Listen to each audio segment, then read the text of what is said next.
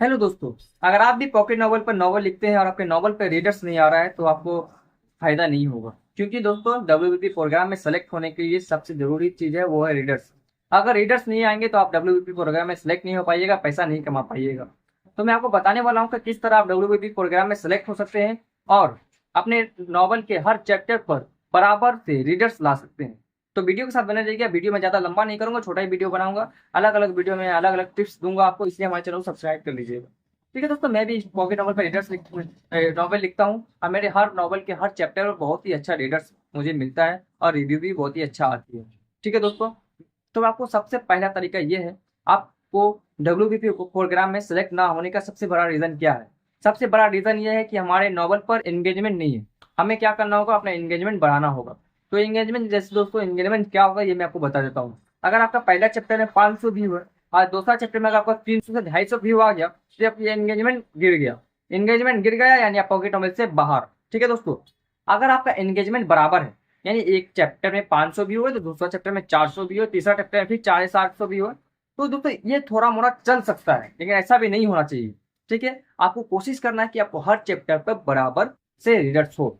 जो पहला चैप्टर पढ़ रहा है वो दूसरा चैप्टर में आए, जो दूसरा दूसरा चैप्टर पढ़ रहा है वो तीसरा चैप्टर में आए, तभी आपका एंगेजमेंट बराबर रहेगा और आपके WBP प्रोग्राम में सेलेक्ट होने का 100% चांस रहेगा।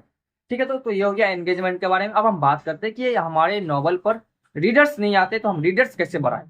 ठीक है दोस्तों, तो रीडर्स बढ़ाने का सबसे अच्छा तरीका यह है दोस्तों कि अगर आप अपने नॉवल को ऐसी जगह शेयर कीजिए जो लोग उसे पढ़ना पसंद करते हो। जैसे कि आप लोग एक गलती करते हैं कि अपने फ्रेंड सर्कल में आप नॉवल को शेयर कर देते हैं, भाई मैंने ये नॉवल लिखा है तो ऐसे पढ़ ले। उसे पढ़ना पसंद नहीं है, पर भैया दोस्ती तो बचाना है। अगर नहीं देखेगा तो बोलेगा तूने पढ़ा, रिव्यू नहीं दिया, तो ये तो दोस्ती खतरे में आ जाएगी। तो पढ़ेगा जरूर।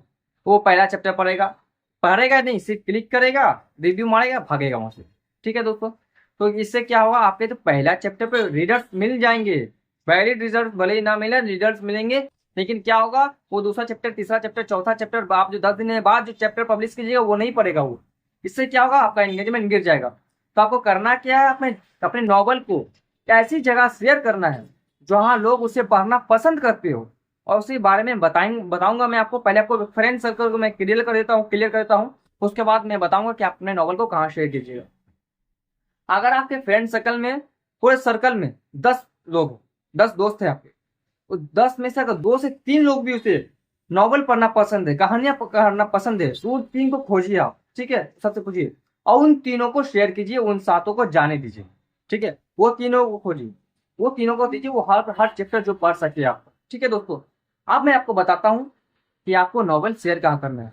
सबसे पहले आपको जाना है फेसबुक पर, फेसबुक ग्रुप ज्वाइन करना है। आप कौन सा ग्रुप ज्वाइन करना है, जिसमें 10,000 प्लस फॉलोवर हो और उसमें एक दिन में कम से कम 100 प्लस पोस्ट होते हो।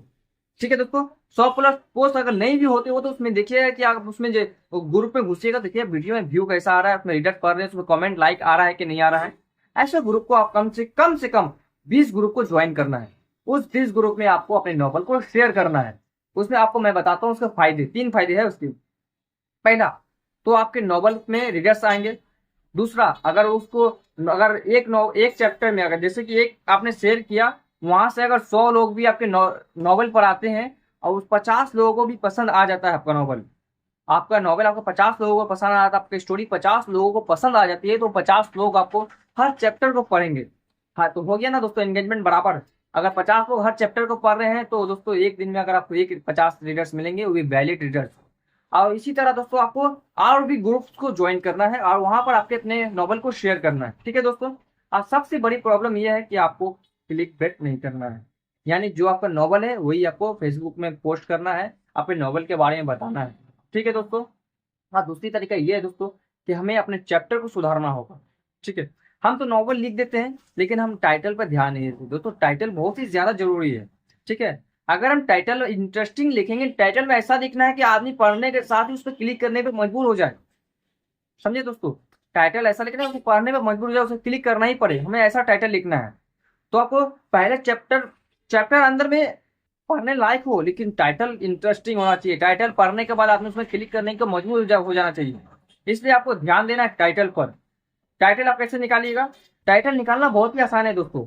अगर आप स्टोरी लिख रहे हैं, स्टोरी में आप पूरा एक चैप्टर में अगर आप 3000 वर्ड लिख रहे हैं, 3000 वर्ड में से आपको एक टाइटल मिल जाएगा। यानी आप ये समझिए कि कोई लड़का, जैसे कि आप लव स्टोरी में लिख रहे हैं, तो पहला पहला चैप्टर क्या होगा कि जैसे कि पहला चैप्टर आप लिख रहे हैं तो उसमें आप पहली मुलाकात, लव एट फर्स्ट साइट, तो दोस्तों इस तरह से आप लिख सकते हैं। लेकिन चैप्टर थोड़ा अगर रोमांटिक है तो इस तरह का चलेगा। हॉरर है, अगर हॉरर स्टोरी लिख रहे हैं आप, तो उसके लिए क्या ये चुड़ैल उसे मार देगी?